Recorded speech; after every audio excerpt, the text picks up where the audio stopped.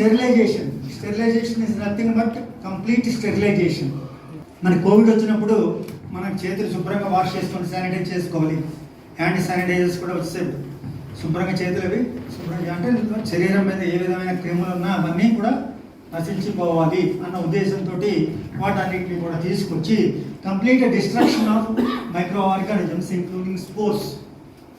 సబ్బుతో చేతులు కడుక్కోండి అంటాం, లేదంటే ఫార్మలైన్ ఇచ్చి చేతులు కడుక్కోండి అంటాం, బ్లీచింగ్ ఇచ్చి మనకి చెరువు దగ్గర అయితే పొటాషియం పెర్మాంగనేట్ పెట్టి కాళ్ళు చేతులు కడుక్కోండి అంటారు. సో ఈ రకంగా sterilisation, complete destruction or removal of micro organisms. Then 3 important aspects: probiotics, prebiotics and postbiotics. Probiotics are live bacteria, like beneficial bacteria. Pro means favor, bios means life. So తర్వాత మీకు దీని మీద డీటెయిల్డ్గా చెప్తారు, నేను వాటిని పెద్దగా టచ్ చేయట్లేదు. So probiotics are live beneficial micro organism that improve the health of the animal. Animal హెల్త్ని ఇంప్రూవ్ చేయడానికి మంచి బ్యాక్టీరియాని వాడుతుంది. సో అదేం చేస్తుంది, చెడ్డ బ్యాక్టీరియాని రిమూవ్ చేస్తుంది. మంచి బ్యాక్టీరియా ఎప్పుడు కూడా ఎక్కువ సంఖ్యలో ఉన్నప్పుడు చెడ్డ బ్యాక్టీరియా ప్రభావం అక్కడ కనపడకుండా.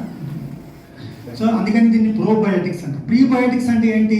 ఈ ప్రోబయోటిక్స్ని పెంచడానికి వాడే మేత కింద ఈ ప్రీబయోటిక్స్ని మనం చెప్తూ ఉంటాం.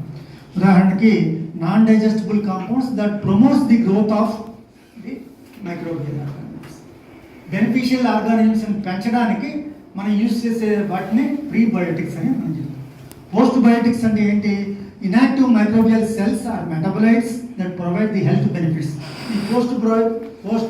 ఈ ప్రోబయోటిక్స్ నుంచి వచ్చే మెటబలైట్స్ అనేవి కూడా పోస్ట్ బయోటిక్స్ కింద వాడుతూ ఉంటారు. ఇవి కాకుండా ఇంకొకటి ఉంటుంది, సింబయోటిక్స్. సింబయోటిక్స్ అంటే ఇది mixer of probiotics and prebiotics. A combination of probiotics and prebiotics is called symbiotics.